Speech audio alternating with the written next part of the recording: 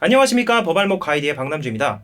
1,000원짜리 지폐 한 장을 넣은 축의금 봉투 29장을 건넨 후에 식권 40장을 받아낸 여성 2명에 대한 재판 결과가 나왔습니다. 20일 대구지법 판결인데요. 김모 씨와 조모 씨는 2019년 5월 25일 사회복지사 A씨의 결혼식장을 방문했습니다. 초청을 받은 것도 아닌데 말이죠. 과거 A씨가 근무했던 대구 지역 요양원에서 같이 근무를 했기 때문에 안면 정도는 있는 사이였다고 하네요. 그런데 이들은 축의금을 받고 있는 A씨의 사촌 오빠에게 봉투 29장을 건네고 식권 40장을 건네받았는데요.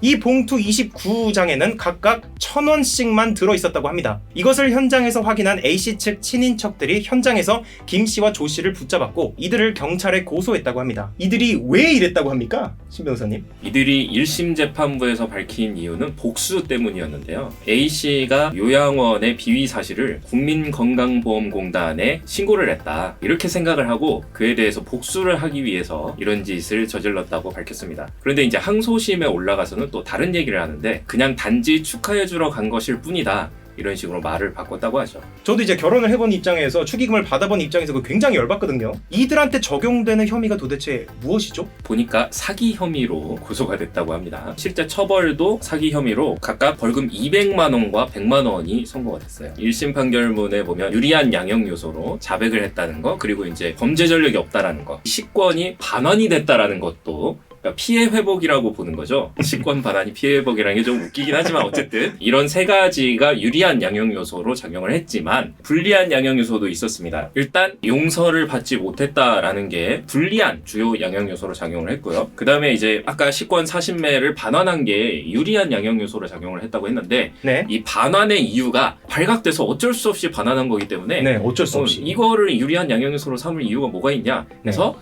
불리한 양형 요소로도 감안을 했습니다. 네. 그래서 결국 이제 없어지는 거죠. 양쪽에서 왔다 갔다 하니까. 네. 그런 식으로 해서 결국 벌금 200만 원과 벌금 100만 원이 선고가 됐던 것이죠. 1심에서. 그렇군요. 네. 항소심 얘기를 조금 해보면 1심과 이제 비슷한 양형 요소를 얘기를 하긴 하는데 가장 중요한 게 1심에서 자백했던 것을 2심에서 부인했다라는 게 굉장히 크게 작용을 했습니다. 1심에서는 인정을 해놓고 2심에서는 부정을 한 건가요? 그런 셈이죠.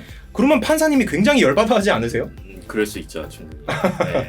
근데 이렇게 하는 게 뭐 전략적으로 좋은 경우도 있나요? 글쎄요, 뭐 부인을 해서 뭐 혐의를 벗어날 수 있는 어떤 증거가 있다거나 뭐 이런 경우에는 좋을 수 있지만 그렇지 않은 경우에는 대부분 좋지 않은 전략이죠. 1심 판결문을 보면 자백을 했다라는 거를 주요한 감경 요소로 삼고 있거든요. 네. 근데 2심에서는 자백했던 것을 다시 부인을 하면 자백이라는 유리한 양형 요소가 빠지게 되고 거꾸로 불리한 양형 요소로 범행을 부인하는 점이라는 게 들어가게 됩니다. 그래서 유리한 게 빠지고 불리한 게 추가가 되니까 오히려 더 좋지 않은 양형 요소로 작용을 한 것이고요. 그리고 이제 부인을 하면서 결혼식에 간 이유가 축하해주기 위해서 갔다라고 이야기를 하는데 재판부에서는 축의금을 1,000원을 낸다라는 거는 사회통념상 이건 납득이 안 되는 그런 상황이기 때문에 이걸 축하해주러 간 것이라고 볼 수가 없다. 이렇게 해서 피고인들의 주장을 기각을 시켰습니다. 사실 하객들은 이 식사가 1인분에 얼마인지는 신랑 신부나 그 가족들이 말해주지 않는 이상 알 수가 없거든요. 1,000원은 너무하다라는 것이 사기죄로 처벌까지 이어진 것 같은데 이번 사건에서 식사값이 1인분에 33,000원이라고 하면 과연 그 봉투에 1,000원이 아니라 얼마까지 넣었다면 사기로 안 볼 수 있었을까요? 신 변호사님께서 한번 정해주시죠. 이거는 뭐 철저하게 제 개인적인 견해입니다. 네. 그래도 한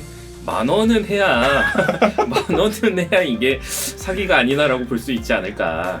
법은 네. 최소한이니까요. 이거는 뭐 제 개인적인 견해이기 때문에 네. 또 판사님들은 또 생각이 다를 수도 있겠죠. 그렇죠. 네. 33,000원에 여러분들 10,000원까지는 내도 된다고 합니다.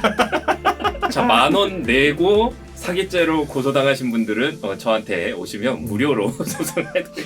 아니 그러면 다시 다른 질문이요. 그럼 10,000원을 냈어요.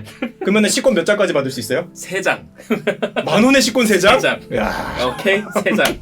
네, 법적으로 정해졌습니다. 여러분들 결혼식장에서 식권 3분의 1 가격으로 내고 3장까지 받으실 수 있다고 합니다. 만약에 그렇게 했는데도 사기죄로 고소를 당하신다면 신변과 함께 하시길 바라겠습니다. 저는 축의금을 되게 조금 낸 사람 다 기억하고 있거든요. 신 변호사님은 축의금 조금 낸 사람 기억하고 계십니까? 사실 저는 축의금을 받은 적이 없습니다. 결혼식을 안 하고 혼인신고만 하고 아, 살기 그랬구나. 때문에 네, 축의금을 받은 적이 없고요. 네. 대신 이제 저한테 수임료를 조금 낸 사람은 제가 다 기억하고 있는데 아, 농담이고요. 네. 알겠습니다. 예. 네, 이렇게 이 축의금과 관련된 사건 신변님과 함께 솔직한 얘기로 풀어봤습니다. 오늘도 끝까지 영상을 시청해주셔서 정말 감사드리고요. 구독 좀 해주세요. 감사합니다.